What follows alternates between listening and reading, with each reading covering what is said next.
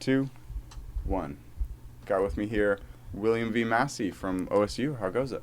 Good. Everybody missed the best part of the show. Yeah. Right before you turned the cameras on. Us debating if microphones could give a person COVID. Yeah. Which it is spooky. I don't know, what I just spray it with Lysol or something? I'm sure there's something you could spray it with. Maybe. After like multiple shows, it just gets bleached, like a slightly white tint to There's it. like have you seen the, Like a UV light. there's no like Ghostbuster backpack chemical sprayer that you just spray on stuff and it like. So it's a whole backpack with like a hydraulic spray to it. Yeah. Never. I've Spray not down, had one of those. just spray down the mics. Yeah. In between guests. Spray down I might start doing that more and more. Because I guess Oregon's had pretty much the worst it's been this whole pandemic. It's bad. Bad out there. Like no ICU beds. It's rough. So like don't get in a car crash. Yeah, I know. Well, it takes a lot for me to drive. I drove once yesterday. It was for a fun prop. Because Kenzie and I are learning like butterfly knives and stuff. And have you ever ordered anything off Wish? No. So it takes like a month or two to get here. And it's like kind of a cheap knockoff. Okay. From like I saw it on your Instagram stories. Yes. So I'm like, I don't know, like that's pretty much the only time I've driven in the past like month is to like something came to my old house before I moved and I was like, oh, I gotta go get it. See a bad driver. He's a little speedy. Kenzie says no. She doesn't like being in the car. He's actually gotten a lot better, I gotta say. From when I first met him, yeah, he's a lot better. Okay. She doesn't like being in the car with me. I'll say that much. I drive everywhere. Nor does the next door Is he neighbor. hard on the brakes? Yeah, that's exactly it. Exactly That's what exactly it is. We've never driven together, have we? No. But you can just tell by the way I am. How is that? It's my psychology training. Wait, what would lead someone to be quick on the brakes? Just the way they live their life? It was her face. Oh. That's what it was. What's funny is I actually got one of those like progressive things that checks how quick you stop in the car. It goes Okay. if you stop too quick. It's every time. Yeah. And like Kenzie's literally like when she drives now, she's like, I'm coasting right now. Now I'm on the brake. He's either Because gas or I'm brake. gas or brake. All gas. So, like Kenzie said, he drives fast, but her face said, but that's not the issue. Yeah, that's Yeah. not the issue. It's all gas, all brake. There's All no brake. coast, but there's just getting a little coast. Because I mean, like psychologically, I want to get up. You know that thing that reads your car's there at the stoplight and before it turns green. Yeah. I want to get there as quick as I can so it knows I'm there, so it can turn it green. I have rationale behind the way I drive. Yeah, but if you smoothed into it, you could smooth out of it, and you actually get to where you're going faster. I agree to the point where I swear it's like the universe messes with me in the way that the second my car comes to a complete stop, it turns green. Every time it's like I'm slow. It sounds like you're Complete not halt. slow. It's a little speedy in there, but then I like let off. I try to coast those last like 5 feet. Yeah. But yeah, no. But part of it's a good thing because people expect me to drive less, and people want me to drive less. By being a bad driver, inherently puts me in the position where I have to drive less often. Yeah. So it makes sense. It comes around in my favor if you really think about it. Yeah. I was on a trip last week, 2 weeks ago, and we flew into Kansas City, rented a car, had to drive a couple hours, and the buddy I was with, I was like, I can drive for a little bit. We had stopped to get food. He's like, I'm not interested in watching you try to eat a salad while you drive 90 down the freeway, so I'm driving. Yeah. People are eating and doing all these different things. But really, I mean, did you want to drive? For a little bit. For a little bit. Not the whole way. Yeah, I'd want to drive if it was a Tesla. Kenzie and I rode in one for the first time ever, maybe about a month ago. And ever since then, we've been obsessed. We're like, oh, we'd enjoy driving if that was the case. Because it was one of like the Plaid, so it was like 0 to 60 faster than like a drag car. Okay. And the person driving it was kind of a professional driver. So on like city streets, like one block with cars on both sides, he'd floor it and go 0 to 60 in the 1.9 seconds. And then he'd brake immediately. It was like, we all came out with kind of whiplash. Seems pretty safe. And he was like, yeah, man, because it's the drag. 10% of the time that the wheel's going, it slips against the ground. So it's kind of like I'm driving on ice. So you'd see the wheel and it's like this. And Kenzie and I are in there like, well, we signed up for this. Yeah. But yeah, but those cars, I would have fun driving because you're on the free, it'd be a blast more than anything. But yeah, what's been up in your life to break into it? Nothing really. Nothing. Just slow summer. Yeah. I mean, you just mostly doing baseball or studying still, or what's up? Baseball's over. We finished. So that'll be a nice break. Nice. I was on leave from work Why? because I have neurological issues. Yeah. Like just crazy stuff happening in my brain. No So- idea what it is? Or is it something you can't talk about? No, like we have not had an idea for a while. Basically, when it happened, like nerve pain, shooting, burning all across my body, so much head pressure that, like, I literally was falling over and blacking out.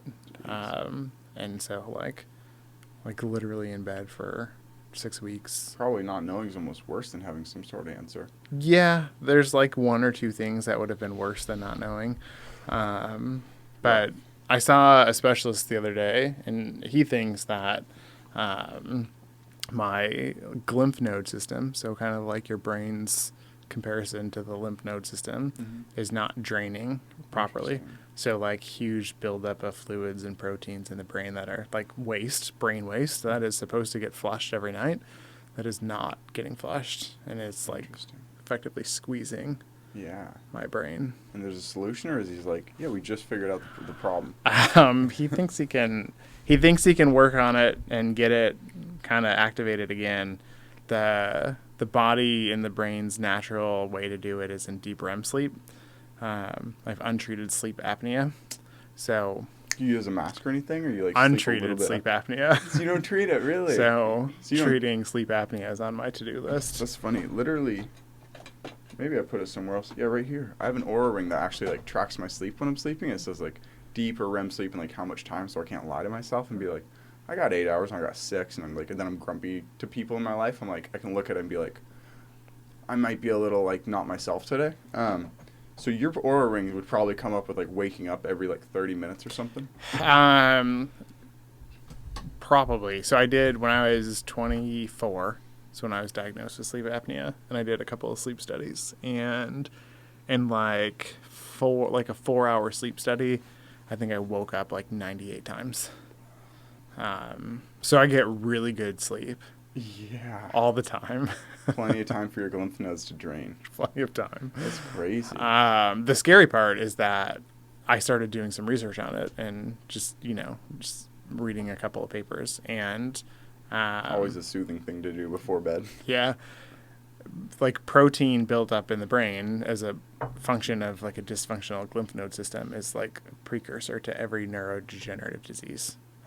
Dementia, Alzheimer's, Parkinson's, ALS, like Yeah. that's where the shit kind of seems to hit the fan. Yeah. So hopefully So you have until then to get it figured we out. can get something figured out. We have actually 2 people in our lives who had similar in terms of everything was going wrong. One of them had ALS symptoms, and neither of them had any idea what they were doing. They didn't hang out, they didn't go hiking together or anything, but they both within a week of each other got diagnosed with Lyme disease. So it's like, but like in that whole time knowing them, and they're just like, what's wrong? It's like this weird, fascinating thing about the medical industry that a lot of times they don't know what's wrong with people. We had another friend who was in the ER for 2 days. And it's like his gallbladder, the duct was like enlarged, but there was no gallbladder stones. Okay. And like pretty much he left the emergency room after 2 days, and they're like, yeah, we don't know what it is. After telling him you have Hep C, you have this, you have this, you have this. Then they're like, no, we Yeah. don't know what you have. And I'm like, what does the medical industry do at that point? A lot of them just wait and see. Wait and see, give people a best kind of bet. Yeah. It's crazy. I mean, The body's because, a crazy thing. Yeah, TV shows make you think like, oh, they got it figured out. I'm gonna go in there. Dr. House will figure it Yeah, out. they're gonna like make it like a detective TV show. They're gonna figure out what's wrong. They're like, are you faking it? Yeah. Are you sure? Is it anxiety? Is it anxiety? Are you stressed about something? They're not like, oh, let's run every test known to man. They're like, does your insurance cover you to get healed? Yeah. Do you have Now enough money to be not sick? The neurologist that I saw was like, normally people come in with this type of stuff. My first sense is that it's just anxiety. He's like, but yours doesn't present that way. It's like, I wish it was. Like, You're a pretty chill guy. we could do something about that. Mhm. Like, at least I would know I'm not dying. Yeah. Right? Like Like, just an anxious ball. I could just say, like, this is a panic attack. Do you think this has raised your anxiety? It seems like this would be probably the thing that stems the most anxiety in life for you. It has. Yeah. Which Especially- compounds on it. Then you go in, he's like, now you're second or third appointment. Now it is anxiety, actually. No, when like I've noticed, so I get these like weird feelings in my brain, just kind of, it's hard to describe. So like your brain doesn't have feeling, right? It doesn't have like receptors Nerve to endings, feel. like nociceptors. Yeah. Yeah. but it feels like my brain has turned into jello and it's like moving around, right? And I know like that's not like true because my brain can't actually feel anything. Yeah. So when that happens, the heart rate spikes. I bet. Yeah. The fight or flight mechanism is That activated. would make me very uneasy. I mean, just because things like THC are legal here and I'm a degenerate personally, sometimes if I ever like take an edible like that I can buy legally at a store and nothing's wrong, like I don't feel like my brain go to jello, but I just start like getting an anxiety attack. I'm like, what's going on in my life? I couldn't imagine having a sensation to back up that feeling of anxiety. I'd be like, yeah. oh man, But anyways, before the leave and or when the leave ends, what's your plan? Like, what were you working on, and are you going to pick that up? I assume COVID probably paused you. COVID Ruined everything. It did. Did it? Like we have to start over. So when COVID happened, we had started a new project where we were basically doing like participatory research in schools. We would go in, we'd collect a big baseline. We'd use all of the data we collected to create a plan for schools to improve like their policies, procedures, and practices around recess and movement in the school day. Yeah. So when COVID hit, we were in, I think we were in 4 schools and we had like 3 more that we were starting. Mm-hmm. I had a full-time paid like faculty research assistant, like not a student, just like a full-time employee, like 6 grad students and like 10 undergrad students. Wow. And now like it's all gone. And none of the data we had collected up until that point can be used. That's because we had baseline data and then we had like intervention, but we never had any follow-up. So like, do you need to reapply for the grant to be like, or are you just going to try to scrounge what's left to make it work on a smaller budget? That's literally a headache. Yeah, like we spent basically everything we had money-wise to get that project up and running, with the idea that like once we had some preliminary results, we could use that to get more grants. Yeah. That's killer. The unknown side effects of COVID, they're ruining your kids' recess too. The researchers are out here to give kids more research time and better quality recess time. Yeah. That so got canceled. So we have, and the hard part is like, we had a couple of little grants, a couple of big pots of money, but like we still owe reports back to the funders that, we can never do. So we're, most of it. So we're we're scaling way down this year. We're partnering with one small school district, and we're gonna try to just kind of get through the year, get a pilot done. Because it could go tits up again. Could. Literally, if Delta, Lambda, or whatever comes back through. I don't think it's going to. Nice. I think Delta's going to come through and it's going to be bad. Oh, I figure we're already halfway through it. I mean, if you look at some other countries, like Delta lasted 1 month and almost completely like India has 10% or 9.5% vaccination rate, and literally you see the Delta spike higher than the initial COVID spike 1 month start to end, and they're back down to the levels they were before Delta. Right. So I'm like, in the reality, I'm like, yeah, but like the start of school is gonna spread it out. Yeah, right. Good point. And then, but I don't think schools are gonna shut down again.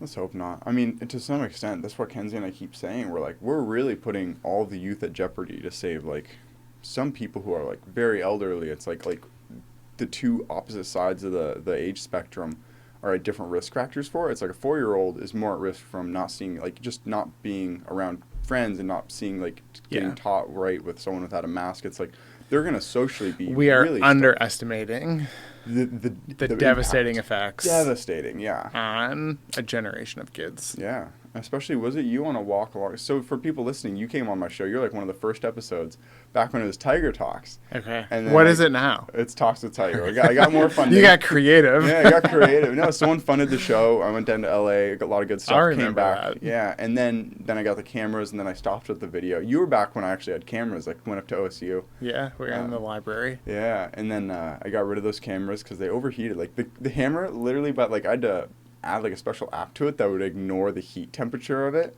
and have it constantly plugged in. And then by the time the camera was done, it was like not melting the lens, but it was not doing well. So I like sold those cameras, no video, and then I got camcorders, which are way more, they're good to run for an hour. So, But yes. But anyway, we've known each other for a while, and on a walk you said something about like kids who are like at a certain young age, they almost get nothing from online learning. Is that still true? Or? My kids got nothing from online learning. Yeah, I bet. Probably regardless of the age. Yeah, but I mean, I couldn't give you like the specific age, but there's enough research to show that like early exposure to media, like for kids, is not good, right? And I know there's some stuff out there that basically, like if you're teaching a kindergartner, right? So like if they're watching Sesame Street, if you will, that's like, considered media that's not good for them? Well, it's media, right? I'm not knocking Sesame Street. This show is marketed specifically to kindergarten kids.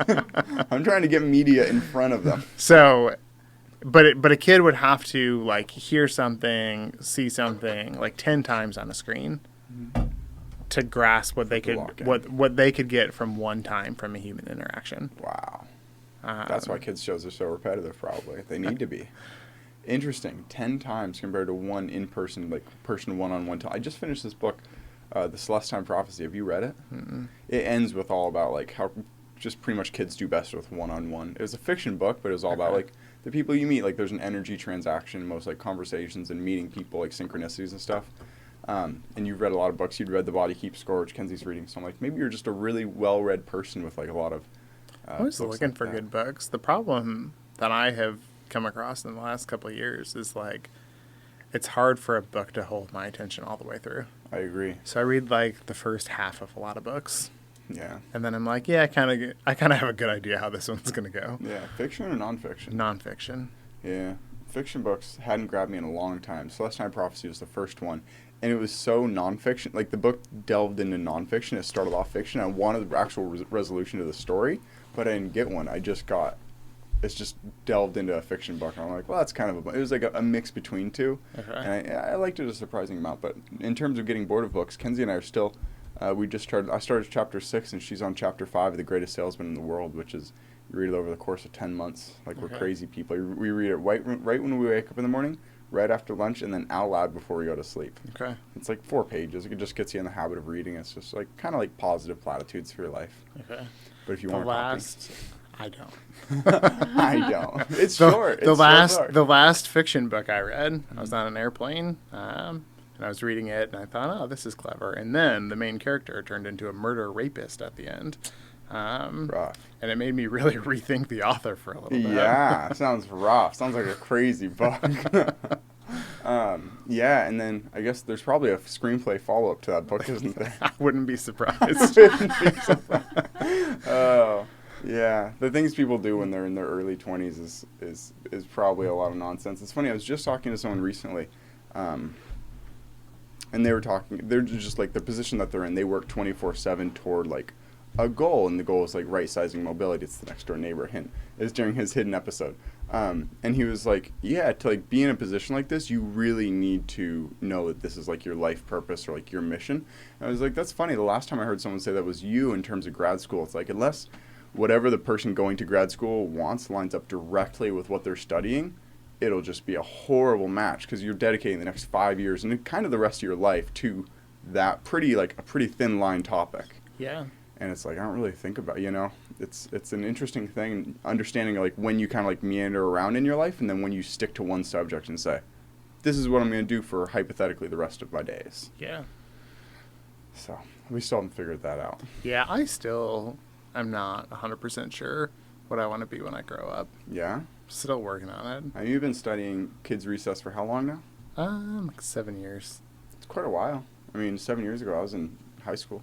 It's a pretty long time if you put it in perspective. A lot of other people who I talk to, they're like, I've been building swords for 42 years. And I'm like, twice as long as I've been alive, you've been crafting steel. Yeah. I mean, like, and you talk to people who have these, like, mindsets, and, like, if the conversation ever veers to their topic of, like, expertise, it's unbelievably enjoyable to talk to someone who has, like, mastered one domain of existence to the point where they like, all the ins and outs, to the point where you don't even need to, like, add anything. You just ask really good questions.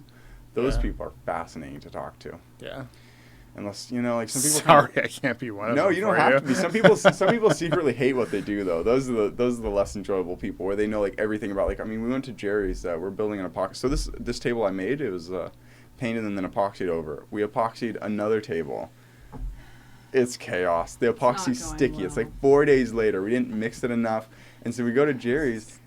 Yeah, it should I be know. like this, but it's tacky. Okay. For Oh, days on end, and days. it will never dry. No, and we tried scraping it off, and it makes it Oh, even it's worse. worse. So we go to Jerry's, and this one girl there, she knows everything about screws and nuts and bolts, and it's like literally insane. As we're talking to her, she's like we just show her one. Kenzie showed her one. She's like, oh yeah. She like goes, she like puts two things to the side, and she grabs a replacement for it. I'm like, it's crazy how specialized different people's brains are to the point where like somehow we communicate in the middle of what we both know. You know? Yeah. Interesting stuff. A lot of repetition. That's what he says all the time. He's like, repetition works. Repetition works. Eventually. Eventually. Yeah. That's what we eventually get to. Yeah. But yeah, much like with kids learning over media. So you're saying media is bad for kids? Or media isn't as good as an in-person teacher would be? I would say a mix of both. Wow. Like, so Yeah. you're saying like Sesame Street like shows aren't actually good for kids' development? I think that the way we do media now is not in a way that's conducive to child development. I don't think media is inherently bad, But for kids. but I think most kids become quickly addicted to media. Oh, yeah. And I I'm think- addicted to and media. I think that's pretty bad. Don't show a kid TikTok. Kenzie and I are addicted to God. TikTok. We're in our mid-20s, and we can't break an addiction to TikTok. Well, you're just like a big kid, though. Yeah, very true. Yeah, and it's My kid, who's 12, has a phone now. oof. I told him that if he got straight A's in school and figured out a way to pay the monthly bills, Mhm. he could get a phone. Nice. He's a clever kid. Yeah. Figured it out. Nice. Got a job. Resells baseball cards. Wait, no, you got a full he- job as a 12-year-old? He has a job. Technically, see, this is where like editing would come in, right? Yeah. Like technically, I have a job. Oh, nice. Yeah, that's funny. and he works it, Yeah. and then I get a check and I deposit phone it to bill. his bank account. Nice. He's probably ecstatic, isn't he? Is he glued? I mean, I was glued to an Apple Watch when I got it, to the point where Kenzie would mock me the first like month I had it. I would just be like mid-conversation with her and be like, just looking at like a little screen on my So wrist. bad. Well, so I have full control of the Over the phone. phone. Yeah, Nice. so like I can from my phone, like I could Yeah. shut it off right Does now. he just play Fortnite on it? No, he can't have video games on it because. What's it used for then? Huh? What's it used for? Just watching the Joe Rogan Experience? I don't know. You show that to your kindergartner. There's no school anymore, but Joe Rogan, Yeah, Papa let's- Joe Rogan's let's really. not do that. Let's not do that. So the kids get an hour of video games a day. Nice. And so we told them, like, if you put video games on your phone, after an hour every day, you need to hand us your phone because you're capped out. Yeah. So he chose not to put video games on his Yeah. phone. Phone games aren't not as immersive, I would say. They're He worse. asked if he could get TikTok, and we're like, no. Yeah. Good call. Good call. Good call. I mean, geez, TikTok is chaos. Yeah. But technically, when you asked earlier, like my full-time job right now is making TikToks Okay. for a car company. Okay. Interesting stuff. So what was the poison became the cure in many ways. Because prior to getting that job, like Kenzie and I would both probably watch TikTok in the middle of like a I was gonna say, it COVID. was right when COVID Yeah, started. COVID. Everything shut down. I was like on break from school, so we were just like, what do we do? What do we do? We can't go anywhere. We can't Yeah. do anything. It's like TikTok would easily be like 2 or 3 hours of scrolling. And we talked to like Easily. other like older, even successful people in our lives. Some of them, like someone who helps a lot of like startups in the Oregon area, and is like very like brought millions of dollars to these different companies. He's like, yeah, sometimes I open up TikTok, and 2 hours go by before I close it, and I'm like, Yeah, like a that- 40-year-old, like a very 40-year-old successful. I've Yeah. never used TikTok. Oh. Never looked at it. think about how much time you're saving. Yeah. Because I'm like, it happens to me. And I I feel did. bad. I downloaded it once on my phone. Yeah? So it was. It's temporarily on there. It was temporarily on there. It was back. It was in the previous administration. Mm. So when Trump said he was going to like ban all U.S. users from TikTok if like China didn't sell it to somebody, Yeah. so I downloaded it like the day before the ban because Yeah. I wanted to see What if it it would. was. Go, I wanted to see what would Oh, happen yeah. when it wasn't sold to the person Trump wanted it sold to. Yeah. Nothing happened. So, And you deleted it. then You I didn't like deleted open it once out of like morbid curiosity of like, am I strong enough to avoid this addiction? Yeah, I opened it like the day after like the so-called ban, and Yeah. I was like, it seems like it seems like it's there. And Yeah. I deleted it. I tried getting my grandma into it because my grandma's like has a lot of free time, as you can imagine. She watches a lot of news, so I'm like, well, maybe this would be other fun content. And there was one like inappropriate video of like just a massive person like just doing something moderately inappropriate, and she was like scarred from it. She was like, Tiger, I don't know about that app you showed me. That's so I was like, funny. I have no control over what you saw on it. Like, the more things you like, it shows you more of that. So you just got to give it an hour. And she's like, I'm not going back there. So you got to be really careful about who you Have show. you seen the latest videos of the milk crate challenge? Yes. I said that last night. I'm like, Kenzie, I'm going to stop watching these. Everyone ends up in like literally someone's arm broke. Oh, it's and I'm it's like, great. it's great. These are horrible for me. I'm watching them. I'm like, I am not going to stand on 5 milk crates. Yeah. It's such a weird challenge. It's such a weird challenge. Well, it looks so easy. It looks so sturdy. It does look pretty easy. And like if you stand on one milk crate, it Easy. could hold an elephant. Yeah. Get on to 5 and you're Not so much. But nobody ever catches them. I There's saw. literally a crowd I around saw them. there was a video and a lady did it. Like, Over and down? yeah, Nice. over and down. I always see it where it's literally a crowd of people. Like, you could crowd surf on. They're all videoing it. Yeah. And then the person falls and, like, they end up with, like, a messed up ankle or a And broken everyone's arm. just laughing. And nobody catches them. It's literally, like, almost like a Black Mirror episode of nobody doing anything to help the person. But My everyone's like, my sense is Yeah. that, and I've only watched a couple of these, but my sense is there's probably always money on the line, oh, right? yeah. Like, that would if someone's like there's side bets for sure. 20K right now, if you can walk over this, I'd be Oh, I'd do like, it for that. I'll do it Yeah. for that. I Yeah. wouldn't. Yeah. Yeah, Nice. potentially breaking an arm. I mean, Worth it. do you ever go on I'm Reddit? too broken. Yeah, good point. Yeah, Yeah. falling from that would suck. But I have a lot of faith in my ability, in my ankle, in my ankles. Yeah, see, I don't. Like, I broke my ankle like 10 times, my left one. Like, I can't even. What are you flex doing with it your anymore. ankle? Oh my god. Or is it easier to break after the first time? Like, it seems like you'd stop doing the activity after 9 times. Yeah, it's just fragile. Ah. But your right ankle's sturdy as a rock? It's okay. It's only been broken 5. Yeah, it's like broken less. No, the last time I broke it was like 2 years ago, and I broke it right before it was bad. So it was so bad. I basically had an avulsion fracture on one side. You know what that is? Not a clue. Okay. So You say it, I kind of nod. I'm like, yeah, just go on with the story. No so idea. so like high degree bad sprain on the left side, right? So like on the outside. Yeah. And then it pulled so hard. So I actually have like synthetic ligaments in my left ankle. I had a full reconstructive surgery. Wow. And the fake ligaments are like super taut, right? Yeah. So it pulled so hard that it ripped the bone off the right side.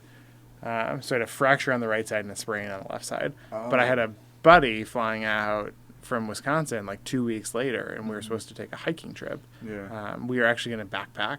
I think he'd understand if you had to bail for that reason. Well, no, he would. But, I mean, the tickets were booked and everything, so he came, and I went and I got a walking boot.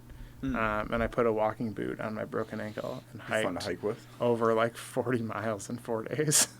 Holy cow! God. I would have canceled the trip over a spring we toe. didn't backpack. We camped. So we camped at Diamond Lake.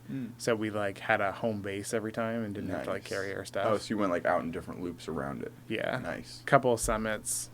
Have you been to Mount Bailey? No, we don't get out. Much like when I said I didn't drive very often, Okay. we weren't kidding. You're we find from a home Oregon. base. I know. Again, You been to Mount Bailey?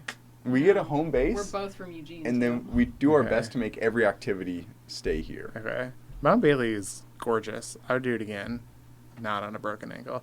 But it's like, I think it's like, you have to climb like 3,400 feet, and it's like 10 plus miles round trip. And I made it like a quarter of the mile from the top, Yeah. but I just couldn't at that point I couldn't scramble up the rock anymore in my walking cast.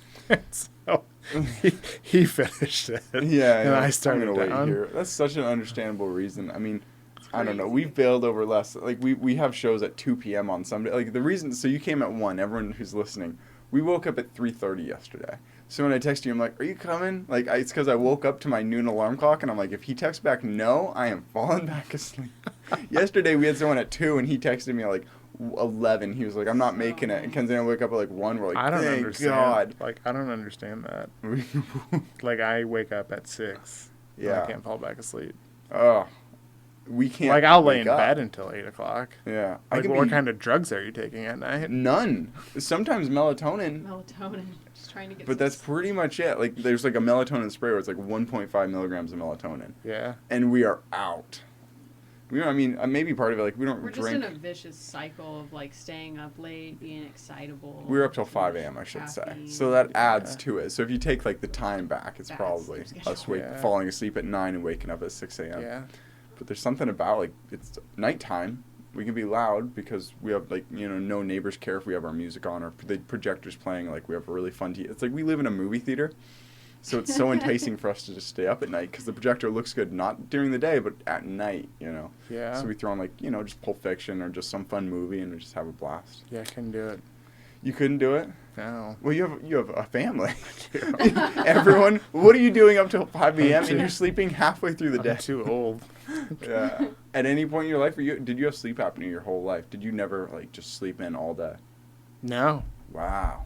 Yeah, like, even in college, like, my roommates would sleep until, like, 1 o'clock, and I'd be up at, like, 7, like, trying to make noise. Yeah. We had that roommate. When I was at college, literally every time I'd take a nap or, like, sleep in late, he'd just start whistling. And, like, nothing wakes me out of a sleep except when someone's, like, whistling, like, not really in tune, not really on tempo, but, like, this weird high-pitched, like, almost like a mosquito in your ear, and I'd wake up and be like, please stop. Good to know. Yeah, exactly. Good to know. But Yeah, no, like, even, like, we'd be out until 2, 3 in the morning. I'd be up at 6:30, 7 o'clock. Nice. Wow. Kind of envious. Yeah, honestly. I know. Cause I mean, I would, like, take a nap later. Oh, okay. But- Well, that's kind of the same. Because for us, it's like literally like if we wake up after like 6 hours of sleep, I don't even feel like myself. I feel like this zombie version of me who like makes bad decisions. I went to the bakery and I got a cinnamon roll and 2 chocolate croissants because I woke up on 7 hours of sleep. I'm Yeah, like, I it's just want like what being a parent is like. calories. Is it? Oof. We have a kid. We just put them on our sleep schedule. Don't do that. don't do that. I meant, like, the zombie part. Oh yeah, but Making bad decisions all the time. yeah. But what if it went back around? What if you raised your kid on 5 a.m. to 1 p.m. sleep schedule, and then their like rebellious stage? They wouldn't be a functional adult. No, but their rebellious stage would be, oh yeah, well, I'm gonna wake up at 7 a.m. and go to bed at 10 p.m. No. Like they'd be rebellious and have a regular sleep schedule. I think instead of their, a like, late one. neurobiology would be completely screwed up. Yeah, I know. That's what I'm starting to realize is like, so on the show I often bring up like I don't have like a lot of mental imagery, but I have like very good like words and sound and stuff. And Kenzie was asking me last night. She was like, so you can't like imagine like me throwing a ball or like a beach or something. I'm like, well, can you imagine like the sound of me hitting a drum or me strumming a guitar right now? And she said no, but I say yes to that. Absolutely. And we realized she grew up drawing and stuff a lot. I grew up talking and playing instruments. And so I'm like, why would my brain have needed to develop the like, because there's like, it's called the aphantasia to hyperphantasia spectrum of like what if you have an internal monologue or pictures, imagery. Okay. And Kenzie and I are on different sides of that spectrum. I can do both. You can do both. A Yeah. lot of people are fall Maybe somewhere in that's the middle. because I'm smarter than you. Maybe. No, a lot of people fall somewhere in the middle, and then there's like some people fall in the outer spectrums where like some people can have vivid like 3D imagery that they can like see, and then they Yeah. sculpt it based off that. Some people have Well, no I'd argue that dreams you even. could train it. That's what I'm saying is Yeah. what Kenzie and I realized. She was like, oh, if she had learned an instrument as a kid, maybe she could have started hearing the sound of a rhythm or something. Yeah. And if I'd drawn at all as a kid, maybe I could have that. So it's like you're saying it'd really mess up your kid to like have them sleep that schedule. But we're starting to realize unless you give your kid every opportunity to like kind of flush out all the different like Mold recesses their that their minds. brain could like Yeah. pass, they could go down of expertise, you're also in many ways hurting them and changing the way that they think for the rest of their lives. Yeah, that's a stretch, though. Is it? You're hurting them by not giving them every opportunity ever available. Yeah, or at least like pushing, like for example, Not optimizing. Maybe that's a better yeah, like Kenzie word. was really pushed down the horse path, and I was really pushed down like a path or two, and it's like, man, if I could have picked, or if like every year it's like, no, you're forced to do something different every year to figure out like instead of just like, I think people are. Did you ever read that book Range? Yeah. I Yeah. saw it on your thing. Yeah, so it's kind of like that. Like I think a lot of kids are pushed way too far down one area of expertise instead of like the Roger Federer route rather than the Tiger Woods route. Yeah, but, like, what age are you talking here? Because, like, a 4-year-old doesn't know what path they want to go down. Yeah. So you shouldn't force them further down one path. Like, hey, let's do this. Let's do soccer every year from 4 to 7. Let's do soccer one year. Let's do baseball the next year. Let's do water polo the next year. So you develop like 3 different kinds of. Well, from a sports standpoint, like, there's seasons. Yeah, good point. I don't know. Kenzie and I are like, we're just like brainstorming if we have kids, if the world doesn't completely go downhill, how we do it. And we're like, every year, a different activity. You do instruments one year, you do sports the next year, public speaking the next year. They get good at nothing, and they have no competence, and they have low self-esteem because did you read that book? Because like they never engage enough to get to mastery, and they just always suck at things. I think there's different plateaus of mastery. They could get to the first couple. I mean, isn't that my understanding? That's the definition of a book I read half of and then put away. But my understanding was that you learn just like you take all the different skills, like a skill stack kind of system of you learn how to learn things, and then you can apply it to at 18 or 16 or however old. Like you're like, no, I really do want to be a tennis player. I want to write screenplays. Like then you can use all of that learning how to learn kind of skill and apply it somewhere rather than like you just learned that one skill. You didn't learn how to learn a plethora of things. Yeah, but like you can't learn how to learn if you're never good at anything. How long does it take to get good at something? I'd push back on that a little bit. It depends. I think if you I'm going to teach my kid golf for 10 years. Let's take sport because like that's an easy one, right? Like if you take a kid and you play baseball for a year, right? Like a 6-year-old, they're gonna suck. One, because like 6-year-olds suck at baseball. Yeah. I crush them every time. I can hit homers off a 6-year-old every time. Like they stand no chance. They stand no chance. You're pitching to a 6-year-old and just blast it past them. Like they don't have the gross motor development. Like it's actually it's not their fault. It's not. It's funny. I coach baseball and am involved in like local leagues, and I've said to like our local little league board, like, you guys know that like biologically and developmentally it makes no sense for kids to play baseball until like 8 or 9, right? We start them at like 5, but like catching is really hard, and like throwing is complex, and we were like, 5-year-old hitting a moving ball, forget about it. So you put them in baseball for a year, right? And they go and they have fun and whatever, and then you put them in soccer for a year, right? And again, like they suck less there because it's just more gross motor running around, and then you put them in ballet for a year, and then you bring them back to baseball. They still suck at baseball, but now there's these kids who've been doing it for 4 years who kind of have a sense of how to throw.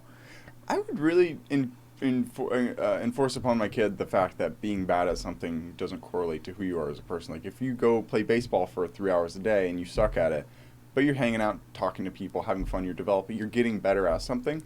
That's better for your long-term success in life than like, all right, you're going to play golf for 15 years and you're going to be really good at something, but then you realize you hate golf. Yeah, so that's not good. Like that's not good either, right? And that's a function of parenting, right? Hyper-specialization. Hey, let me go back to a previous point, and then I'll go to that one. Like kids know, right? Kids know if they're good or not. Like not until like maybe like 9, but then they start to figure it out. Like like so and so, he's really good at basketball. He can make the basket every time. Yeah, I can't, so I must suck. So you have to give them the opportunity to develop competence, and I think that comes through like regularity and pattern practice and repetition and experience. Repetition. I would say something that people never enforce their kids having mastery over is talking to adults and talking to other kids. And then at that point, it's like they can never be bullied. They have all the friends in the world. Because they're all addicted to media. Good point. But to your other one, right? Yeah, so here's like you play golf for 15 years and then you realize you hate golf and then it's all at waste. Which happens to a lot of people. But here's what I would argue happens, and this happens in music too. And I would say like if you're going to pick one thing to have your kids do music. But your kids do sports and music? No, I would like to get my kids into music. Not violin though. It's the worst instrument to be around someone who's learning. If you don't know, do not pick violin. It's hard for your neck too, because you're like that all the time. Piano. I wish I could play the piano. I learned it and then I forgot it. It's like one of those things that you don't do for 2 years because there's not one around. I mean, like that's the weird thing about that. I mean, we have guitars and Kenzie and I like kind of know, and you can always kind of remember it because there's always one around. But a piano, you're not around one for 2 years and you forget everything. Yeah. So here's the golf scenario. Yeah. This is what happens, right?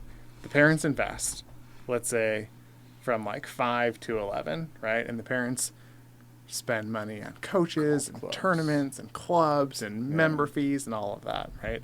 And by like 11, the kids probably figured out like they don't even like golf anymore. They want to go do something else. Rugby. Sure. That's good. But the parents have spent so much money, and they remind the kid, Yeah. we've invested so much. We've done Yeah. so much. We've done this. We've I done this. just bought you a new driver. We've You're gonna quit this year? Yeah, you can't quit. Like, we Yeah. just signed you up for all those lessons last year. Ugh. And then it goes another year, right? And then it becomes this parental pressure of like, I've given too much to this, so you can't quit, Yeah. right? So then it eventually blows up when the kids are old enough to have a little bit more autonomy and attitude and spunk, right? And it creates like probably a pretty bad like parental child relationship, but Absolutely. it creates a horrible relationship between the kid and the activity. And it can generalize to just performance domains in general, right? And that's like you kind of see like burnout and fear of failure and anxiety. Domain of and- mastery. You're just like, I'm just gonna not try at anything. Yeah. So what do you do to combat that with your kids? You just buy them the worst bat they can have, and like a really shitty like a paper mache glove, and they're like, then if you quit, it doesn't matter. And they're like, no, Dad, I really like this sport. This year was the first year I actually bought Tristan like good baseball equipment. He's 12 and he's played since he was 7. Give your kid a corked bat. You're gonna crush him. So he got like the fancy stuff this year. But no, I ask him regularly, like, hey, do you want to quit? You sure you want to do this? Nice. And he always says no. I'm like, seriously, it's not like a gotcha question. That's really, all parents should do that. Because, yeah, I was one of the people who was, and not horribly, I mean, my parents did a wonderful job, but I felt trapped into doing a sport a couple times. Yeah. And both times I was like, I don't want to do this at all anymore, to the point where, like, and many of the kids on my baseball team felt that way when we were at, like, a championship. Yeah. One of my most vivid memories is the whole team being like, we could lose and just go home. Yeah. Like, literally, like, I mean, there was a couple tryhards. I think there was 3 or 4 people, and they hated us. Yeah. Because they were like, no, we want to be here. We want to win. And then they were trapped with a team of literally, like, 10 people who are like, if we lose the second round immediately, we can eat candy and hang out in the hot tub, and then we get to go home a day early. Yeah. And then so we just bombed. I don't even think we wanted to. Your coach is probably an asshole, though. No, they were great. Okay. They were great. It was just all of it. I mean, it was like literally like 100 degrees, and we were in like a deserty area. Okay. More than anything, we were just like, we don't want to be outside in a hot day. Yeah. You can't, like, it was literally like the day of sports. We cared that much about how that specific day was, rather than like, how do we like this as a whole? Yeah. It's like we could be inside playing video games and hanging out with each other in a hot tub or a pool. Yeah. And we wanted that day. So Yeah. that was the plan. I mean, that's what's fun for kids, right? That's what's fun for kids. And I mean, you can try to fight against it a lot. I would say not letting your kid get on TikTok is probably one of the best things you can do. I mean, it's astounding. I think it should almost be age limited like alcohol. I was telling Kenzie yesterday, caffeine should be age limited. That's what I realized. I'm like, how old do you have to be to buy a Red Bull? Because we've been drinking Red Bulls. And Okay. she's like, you can buy them at any age. I'm like, Seriously? Yeah. are you That stuff kidding messed me? me up. Yeah. I'm still 10 years deep. I'm Yeah. addicted to I'm just caffeine now realizing that I'm like, the middle schoolers should not be able to go buy a Monster. No. No. That's criminal. So I'm No. like, TikTok and energy drinks, like coffee, maybe a kid can buy. Because what are they going to do? Just drink an iced coffee and be like, They oh. are, though. That's the thing. I It's guess like they are. young kids are getting like iced coffee because they see it on media. They're like, oh, my Yeah. person that I follow is like really into it or whatever. Yeah. And then you realize how much coffee or how much sugar a Dutch Bros large has. 120 grams of sugar. Dutch Bros isn't coffee. Yeah. Well, And it's really not coffee what we drink. oh my God. Well, I don't go there. But what Kenzie would get, and then I went with her once and I got one. I'm like, this tastes so good. They have- 120 grams of sugar. They have beverages. They have beverages. They The beverages that they sling for a living have, what is 120? Something like 5 times your daily allotment of sugar I don't know. in one drink, and a kid can buy it. So I'm like, okay, that. they But love then, it. like, where do you end it? I mean, a kid could go to McDonald's and buy, poison. Yeah. True that. I mean, the This whole show is sponsored by McDonald's. I know. So yeah, that's why I don't do ads, because then I'm like, I'd also have to censor myself instead of like talk like I hate whiskey, but then if it's like You hate whiskey? I hate whiskey, but then if I was like, oh my Why? gosh, this company offered me Is it money to just have because whiskey you're on not the show. like refined enough? It's funny. We went to, when I went and bought rum and I bought vodka. I told the guy, I'm like, what do you go home with most? He's like, well, whiskey. I'm like, oh, I hate whiskey. He's like, Have you prob- had good whiskey though? He said this exact thing. He was literally like, you probably just had bottom straw. I'm like, what was it? It was like Branson's or Blanton's or something. And he was like, that's a rarity. I haven't even tried that. So it was like a really high end whiskey that I tried a couple times. I'm like, Okay. yeah, exactly like Kenzie says, jet fuel. And then I'm like, I mean, the alcohol content's almost the same. Why wouldn't I drink vodka, which is just easier to get down? Oh, because it's not. It's not? No. Do you drink whiskey? Not anymore. Not anymore. Bad experience. A few. All right. So, I mean, I almost had one bad experience. It was right when we moved in. We're like, oh, a party. And then I didn't realize because I almost never drink. And I'm just starting to drink on the show. It's being a lot of fun for me. Because to, you want to be like Joe Rogan. drink with guests. You got the chairs. I know. I got the chair. I literally put a brick wall behind me for fun. But no, more than anything, I'm starting to understand, like, when you take something with a person, you get on, like, a similar wavelength. And I learned this through other substances or when or alcohol something. brings the guard down a little Yeah, bit. well, that's what I've also realized. Like, if we both take a shot, people are like, oh, we're in this together. We both kind of feel this way. We're elevated to a similar level. It's easier to connect with people. Because, again, the first 113 episodes, I was at a U of O run building, so no alcohol was allowed in it. Yeah. I couldn't smoke, and now I have CBD joints on the show and alcohol, and I'm like, I'm also just doing my rebellious stage of like, I don't have to drive home after this. Yeah. Screw the guest. No, I'm kidding. Like, I encourage them to early on in the show drink and then kind of limit it further The on. show is also brought to you by Mothers Against Drunk Driving. Yeah, mad. Mothers for drunk driving. Just feel what it's like to control a vehicle under the influence. I'm kidding. Just be a proponent of that out of the complete It's blue. not good. It's not good. I don't drive at all. How would I be a proponent for drunk driving? That's fair. But, I mean, again, I just literally said, now that I'm at home, because I can literally just, like, they leave, and I'm like, I'm going to go make some spaghetti now. Yeah. But except when, like, so you're going to leave, I have 2 or 3 hours, and another guest comes. And this happened a couple days ago, the first day that I had the alcohol. And I was like, I'll drink for the first guest. And I had 2 shots. And then 3 or 4 hours went by, and then the second guest was, like, going to show up in, like, 15 minutes. And I'm like, this is one of the worst decisions I've made. I was literally just like, I'm like, I want to go take a nap. You gotta have another one at that point. I did, and I'm like, it kind of worked. It not the same though. Like much like someone we know like went to a wedding, and like all these people talk about like drinking for like 10 or 12 hours, and I'm like, I have like a 2-hour window of I go up for like an hour, and then I come down, and it's like lights out at that point. It's over. Yeah. I throw on some TV, eat some food, or else I'm like, I don't know how people can stand that like head pounding. I had some buddies in college, so we'd go tailgating on Saturday mornings, and yeah, we went to like Saturday mornings. Yeah. I love the morning part. like 6 a.m. tailgate before the football game, and it was like a noon football game, and I get a call at like 7 o'clock at night. I'm like, hey man, what's up? We're still tailgating. Wow. Just 2 of them tailgated by themselves Yeah. after the game for like 12 hours. Crazy to me. Like it's just astounding that someone can even like remain energized for that long. I would say like my energy drains after a couple hours of anything, you know, much less just like all day. Easy. I'm like, so no, like alcohol. I'm developing a relationship with it. That's why I'm bringing it on the show, not to be more like Joe Rogan, kind of. But like also just like. I don't know that alcohol is like a good relationship buddy, right? Really? Like, Well, I was speaking for myself. if you're looking for new relationships, I would you know, say a lot of- alcohol's probably not your friend. I think it would be because a lot of times, like I'm a proponent of like the Hamilton Morris-esque of things of like don't say anything about any substance ever, because like trying a lot of them, like I really like a wide variety of them, and then when I talk to people and I relate to people, it's about substances they've never tried or how like things against. So I'm like, oh, if I drink alcohol, then I can talk to people about alcohol when like. And like altered states of mind get brought up, it's a more like a middle ground that I can communicate with people on rather than like, what about X, Y, or Z? And people are like, wait, what? What's going on here? And then it's like, we're based on preconceptions because of media, you know?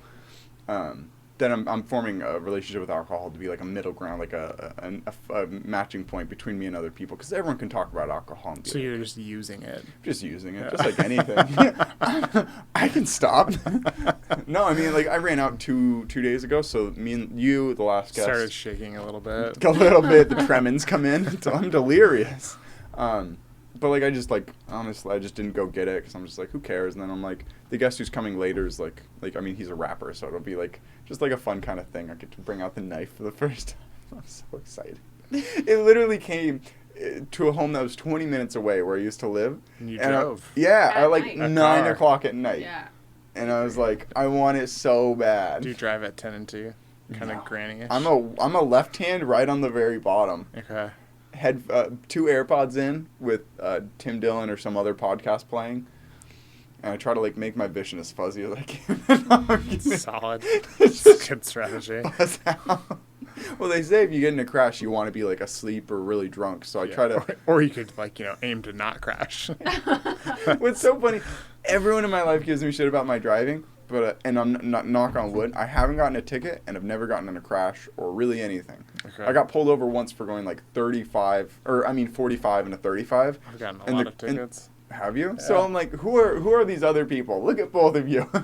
Who are y'all to tell someone how to drive? I'm like, I don't know. I think I deserved a ticket once. I was peeling an orange before on the way to a show, and my car. You know how cars can like auto veer left or right if the like wheel alignment isn't right. Yeah. I would literally go completely over. It was like late at night, completely into the other lane at like 60, and then I'd finish, stop peeling, I'd go back to the right. There was a cop tailing me the entire time, literally for Did like he pull you 5 over? miles. He pulled me over. He's like, what were you doing? Because I wasn't drunk, I wasn't texting or anything. Like, he didn't see a phone light, I was nothing. And I'm like, honestly, I have no idea. Because I was You going didn't the just speed say limit. I was peeling. I an forgot I orange. was peeling an orange. Literally, like the next day, I'm like, why was I driving like that? What's wrong with me? And I was like, oh, like I saw like right in the cup holder, there's like full of tangerine shavings, and I was like, oh yeah, I wish I could tell Yeah. him. I find his because I remember his name or his officer name. I Yeah. look him up, add him on Facebook. Hey, remember like a year and a half ago, I was peeling an orange. I'm sure he's forgotten.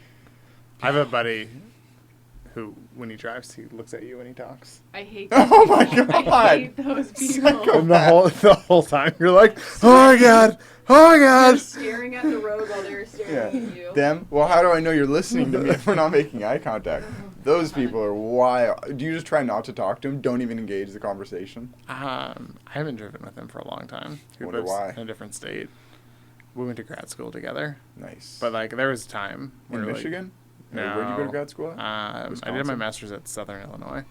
Oh, I had no idea. Yeah. Very cool. And it master's was like in it was arts, like right? it was like park the car. No, it was a master's of science in kinesiology. Oh, that's funny. I thought like psychology was considered an arts degree. Maybe I'm wrong with that.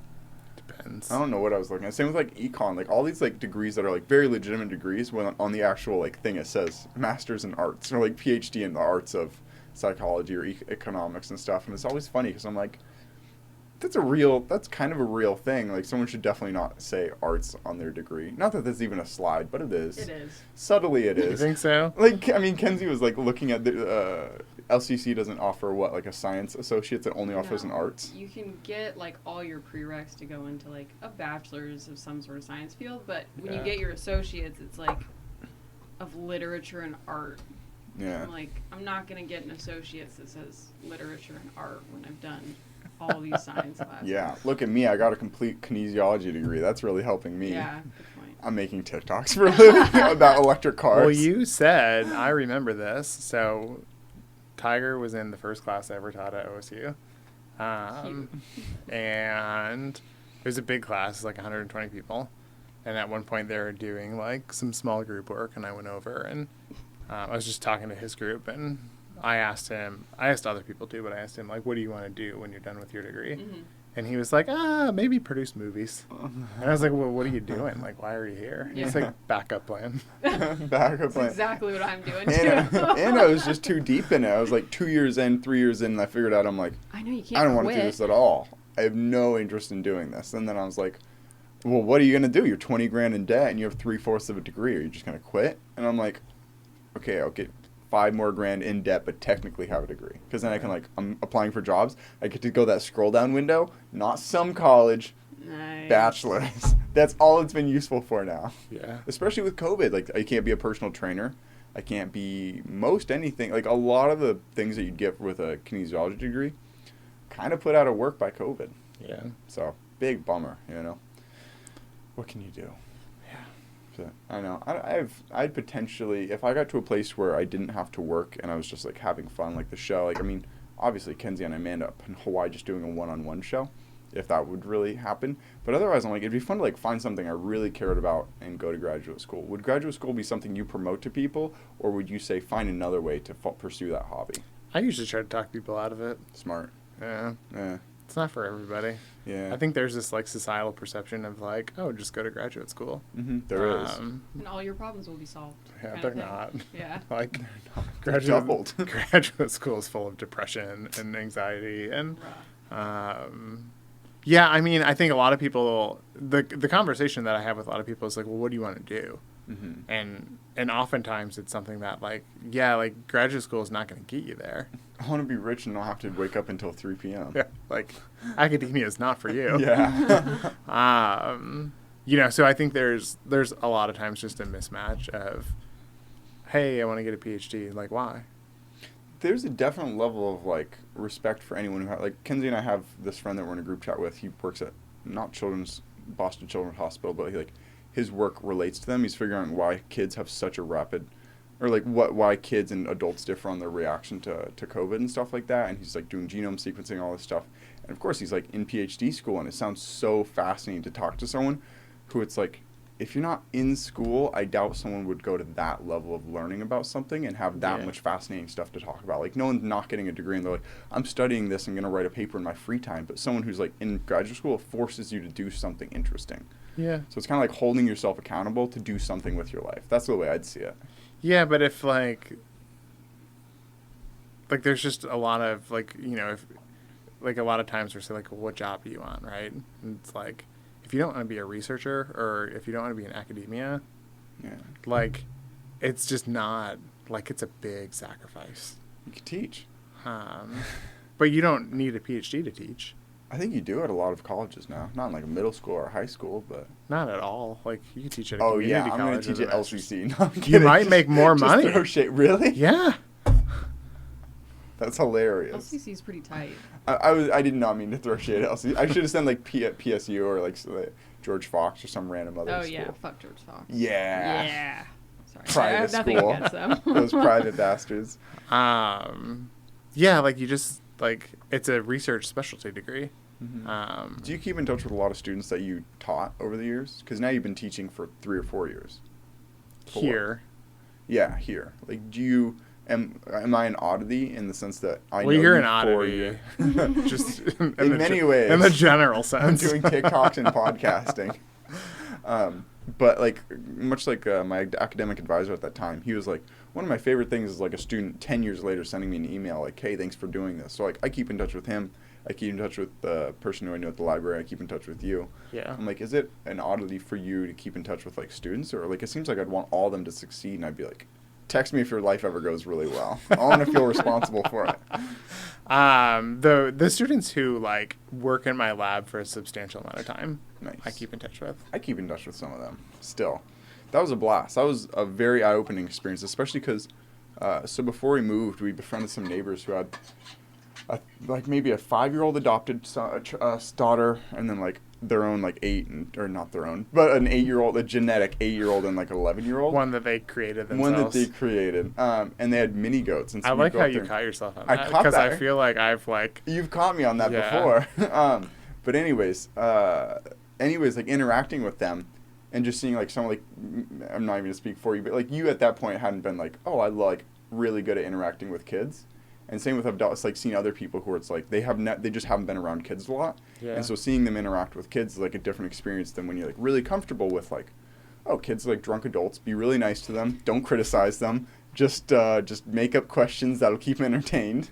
You know? And it's like it was fun to be in that situation where it's like, maybe I'll try that. Yeah, like, it works. Just treat my kids like drunk adults. The younger, the more blackout they are. Like a 1-year-old's blackout. They throw up all the time. Yeah. Yeah. Drunk adults that you love. Like a 1-year-old literally like throws up, doesn't remember anything, can't even talk. Stumbles around. And then they get to like 6 and they're like, their motor controls are still off, their reaction time's still a little off, slurred speech sometimes. Yeah. It's like a phase of getting from blackout to regular. So it's just always fun interacting with them in the middle ground because like, you're like a drunk adult, but you're not telling me how to live my life. Like kids never like tell you, you know what you should, or like ask you questions like, so how much are you making and all this stuff. Kids are just like, my kids occasionally do. Really? Yeah. That's funny. I guess I don't have my own. I'm speaking of other people's kids. Yeah. But like interacting with them is always so nice because they do none of like the small talk. Yeah. They just want to have fun. They're not pretentious. They're not pretentious. Yeah. Like you can literally make up a dumb game and they're like, let's play that right now. And I'm like, oh my God, this is so much easier. Yeah. So it's been a lot of fun. I enjoyed the option to hang out and meet with like, because again, we never hang out with people outside of our age range. You go through school and you get a job with people your age. It's like, I mean, pretty recently during the COVID hiatus, it was fun to hang out with grandma because then I'm hanging out with a 90-year-old. And it's fun to hang out with the neighbors' kids because they're like really young. It's like, you know, like you get to see them like interact with goats. Yeah. And I'm like, Other huh. people's kids are great. Oh, yeah. Other people's kids are great. You hear that? Now you just look into the camera. I know you're on TikTok right now. My kids are great. You just, you know, can't send them home at the end of the day. Yeah. Yeah, good point about that. Yeah. I had a buddy. Full-time job's different than a part-time job. His favorite like gig he ever did was a substitute PE teacher for kindergarten. Fun. I didn't even know kindergarten had PE. That'd be a blast. He would just be like, everybody, run that way and scream. Nice. Ah! Score. It's like I could just do it all day. Like, Yeah. I no, made money like for they that. never got sick of running and screaming. Nice. Same. And you're doing good for people's lives. I mean, that's your whole area of research. Early on in the Yeah. show, I think we probably just did an hour. You said, sorry, I'm Sometimes- not one of those people. who's Sometimes I do that. I just run around the neighborhood and scream. Neighbors think I I'm do crazy. that. You keep your inner kid alive. Didn't OSU start up one of those things where it was like adult playground where they'd like grab people like faculty members and stuff? And There was like a faculty staff fitness, like Yeah. adult recess class. adult recess class. So I'm like, Yeah. stuff like that I really am starting to like. Like, we need that in our lives rather Yeah. than like some places like Texas mandated that construction, because of the temperature, construction workers need a 10-minute water break every 4 hours. Okay. And they're trying to get rid of that. And I'm Okay. like, it might be a big uphill battle to try to get recess into construction. Probably. Construction workers. It'd probably be an lives. uphill battle to get construction workers to do recess, but if they did it, they would like If it. they told it paid, you get a 30-minute paid in the middle Recess to go time. play dodgeball with all your other and think about how much like bond it would build with your coworkers. Yeah. It would be like, oh man, I was so stressed from like hammering, and now I get to like have fun. And you'd be like, Yeah. I think it'd be a positive, a massive benefit it for would. society. Well, if you think about like some of the big companies that are really successful from a, you know, technology, finance, innovation standpoint, Mhm. like if you really kind of like look at their daily operations, like they do build in recess, right? Like if you've been on campus at Nike, they have. Haven't. Okay. Believe it or not. You haven't like. Believe it or not. I've done more in Oregon in Yeah. 4 years Believe than it or you not, have I don't in leave your the house. whole I haven't life. been to the Nike store, much less Nike campus. So like the Nike campus has like 3 or 4 gyms. They have like indoor, outdoor soccer courts, basketball courts, sand volleyball courts. Like They're a sports company. right, but like they encourage their employees to like play throughout the day. Nice. Like Amazon, Google, right? If you go to their headquarters, like you see Yeah. similar, Slides and Crazy. stuff. right? Like Those are crazy videos that I've seen. like you just play. And actually, speaking of Nike, a friend who lives in Portland, he actually came on the show, so shout out to Mike Trong, episode like 51 or 52. He got the job as Nike's director of digital photography or something like that. He just Okay. makes digital media for them now, but he's their director. So thanks for coming on the show. It's funny, like much like I was saying, like, oh, do you like keep in touch with like students? Like some guests I have on once, and like I never see them again. Yeah. And some I kind of keep in touch with. So it's really cool to be like watch previous episodes, and at the time they were like making short films or whatever with friends, and now it's like, oh, they got a really kick-ass job. So it's like, Yeah. you know, it's just fun. But yeah, I think if you like dug back, like pulled the sheet back at a lot of really successful companies, you'd see that like Recess. they encourage like some form of what we could call recess Nice. during the day. I like it. Well, thank you very much. You have anything you want to plug? Your work or any way that people could follow you on Twitter even? No. Nothing. Nothing. Remain Yeah, anonymous. under the radar. Cool. It's the best way to be. Nice. Well, I hope your lymph nodes drain. And I hope Yeah, that... me too. Me too. And I Odd way to say that. Sorry. it just sounds like I'm saying lymph nodes. So there's no lymphatic system in the brain, Mm. but there's a system that's like it that is like a product of glial cells. So they combine glial cells and lymph nodes, and it's the Interesting. lymph node system. And it's That's the how they named it. cerebrospinal fluid. It's not blood that goes through it. It's like, Well, so like your vessels bring the blood up, Mhm. right? And then like there's always stuff that escapes the vessels. Normally it's proteins and just like other waste. So that stuff has to get flushed somehow. Or anytime you have like any type of trauma to the area. So I've had my fair share of crashes. yeah. Or a virus, like anything, right? Like it's gonna create waste, and that system is in charge of depositing the waste. So instead of Rihanna's song "Love on the Brain," you got proteins on the brain. Yeah, it's not good. Not good. No. Let's get those suckers drained. Yeah, protein buildup in the brain is like the start Bad of all bad news. things. And you just need to sleep. Like, sleeping would more or less probably cure it. And why haven't you gotten a sleep apnea mask? I know people without even sleep apnea who, like, tape their mouth shut and, like, do the sleep apnea mask. Because, like... Have you ever had one on your face? They're terrible. Oh, really? Yeah. No, I haven't. I just know people who don't have sleep apnea who are like, is this worth it to me? Like, athletes and people like that do it. Okay. And So I'm like, I was diagnosed with sleep apnea when I was 24. Mm. And it's basically just, it's genetic. My throat cavity is too long and narrow to support the musculature, so it collapses and, functionally chokes me out at night. Yeah. And so I went through a trial with a CPAP, but the way it works is like there's a chip in it, right? And you have to have it on for a certain amount of hours a day for insurance to cover it. Mm-hmm. And so I'd put it on every night, and I would wake up with it turned off on the floor every morning with no Interesting. recollection of doing it. Wow. And it was like, it caused like a ton of stomach aches and like, cause it's like air pressure. Yeah. And so it was horribly uncomfortable. I didn't feel better afterwards, probably because I took it off after an hour Yeah. with no recollection. Interesting. And then insurance wouldn't cover it because I didn't wear it enough. How about, so I pitched float tank, which you may try. And maybe I you're did. not- You did? Yeah. How was it? It was okay. Yeah. Did it take Yeah. a while to get into it? Like, eventually were you like, oh, this is pretty nice, or? So I did it twice. Oh, interesting. Yeah. For an hour each I time. can't believe that hasn't come up I yet. know, seriously. I assumed you hadn't. So I was like, I did. Yeah. Very cool. So the first time it's an hour and a half. And yeah, it was just kind of like, it was kind of awkward at first. Yeah, it's interesting. Like, you need to figure out where your arms float. And you're, Yeah. like, behind my head. Yeah. And, like, you let your head really go in. It goes in your ears or whatever. and you're Yeah. like, what's So Did the it going get one- your on? eyes? No, I didn't get it in my eyes. Salt? Lucky. Oh, it burns Oh, so it bad. happened to us. So the one thing that was fascinating was like there was so much tension in my shoulders and neck that like it hurt to lay there. Oh, So I interesting. was like this, like semi supporting my head, Mhm. because like so much. But I have neck issues on top of the brain issues, where I have like 5 bulging discs in my neck and cervical stenosis. So I have really like limited mobility, and sometimes it just locks up. Yeah. And I can't move it. It's super painful. And what I found, so I'll give you this on the float tanks, is that after like literally 5 minutes, I can stretch back and everything will like pop into place, and like Nice. it's almost like that's all I need. Nice. Um, And then you sit there kind of feeling better for the rest of it? yeah, and then it's just kind of like I wonder when the music's gonna come out and this shit's gonna end. That's funny. You have a float tank Um, and you go into it for 5 minutes a day. Anytime you get kind of tough, you go in there, lay down, crack, and then you come out. Like it would be nice if I just had one at my house. And I That's could what just do I'm it, like, saying. Like 10 minutes a day. That's what we get out. Like, it takes different amounts of time for like different like parts of my body to like, oh, that feels really good now. Yeah. But it's just so. It also kind of forces you. Like, you can't see anything, you can't hear anything. You're like, okay, well, let me tune back into my body. Let me feel what Yeah. you Oh, want. the You know. medium. Yeah. But I'm pretty tuned in normally to my body. But I'm a big guy. Mhm. So like I can't take baths. Yeah. Good Like, point. like it doesn't work. That was your first full body bath ever, wasn't it? First time you got to like spread out. probably since I was a baby. And you're like, wow, that's pretty nice. And it was like, yeah, if I didn't have to drive 45 minutes and pay $60, Yeah. like, I might do this more often. I know. Seriously. No, if that was at my house, I think I'd use it all the time. So then we were in Missouri for a baseball tournament with the kids, Mhm. and I scheduled a day in the middle of the week to go.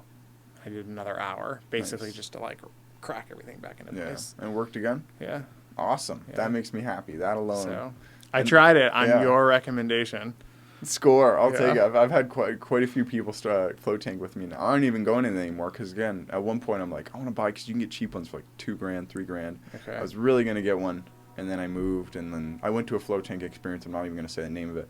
And it was a couple degrees too cool. So Okay. I started getting chilly. Yeah. And I like asked the person, like, what temperature is that? They're like, it's at 96. And you Google it, should be at 94. And then you go look at the machine, it's at 86. And I'm like, they have no idea what they're talking about. Yeah. And When I it's- did the hour and a half, it got a little cold towards the end. Yeah. So sometimes the people don't know what they're doing who work there. So Yeah. yeah, I always look at the machine and just kind of turn it to 94 exactly. Okay. The first time I was in a pod, Yeah. and then the second time it was like seemed older, A bigger. like a casket. Interesting. I've been in the pod and it's like a big square room. It's like you can stand up completely in it. Like the whole room is it? It's definitely half the size of this room. Yeah. And I you didn't like you it. can stand in You it? can Yeah. stand in it. Huh. I did not like it specifically because the door would like really hard to get open and it's shut. so hard And it's to pitch open. dark. I'm like, Yeah. you know, No. you should No, go yeah. like clap and like a little LED turns on wherever the door is. That's Yeah. what they need. Because that one you get Yeah. completely switched. You'd rotate. Whereas the Yeah. pod, you know, okay, at my Yeah, feet you don't there's a have to door. turn around. Yeah. You know. Well, the pod had like lights you could turn on. Oh, that I was nice. in, and like there was one point I had them off. I was like floating away, and I mean it's not big, right? Yeah. But, like you get disoriented. I Yeah. was like, what the fuck is the lights? That's scary. Yeah, so that's why Kenzie asked, like, did And then get you salt try to and like ice? sit up and you fall over. Yeah, because it's like you're so slippery. Kenzie and I did that, but we like rubbed our eye or like we splashed a little bit, and Oh, the no. concentrated salt gets in your eye, and then you're like this in there, just like literally just like feeling surfaces. You're like, that feels like the pipe that the water comes in, which means Yeah. yeah, Yeah. they're not for everyone. It was okay though. Like, it's not something I would like do every week. Spend but- all your money on because it's surprisingly expensive, which is a Yeah. bummer. If it was really reasonably priced, if there was like kind of like a gym you could go to, you go pay like $10 and you get to be in there for like an hour or as much of an Yeah. hour as you wanted, I'd be like, oh, I'd go to that all the time. Yeah. Once the price comes down. Yeah. Part of me was like, we need to redo our bathroom at home. Yeah. And just put in like a tub You absolutely for should. someone who's 6'3". Yeah. There's something just nice about being in warm water. Yeah, you Yeah. don't even need just being in nice. I mean, you warm could water. go to the store and buy Epsom salt. Not like 1,000 pounds of it. but, 1,000 like, pounds. But yeah, Kenzie and I do that sometimes. Then we started to realize, I'm like, is this horrible for drains to just put like 5 pounds of salt down a drain every time you take a bath?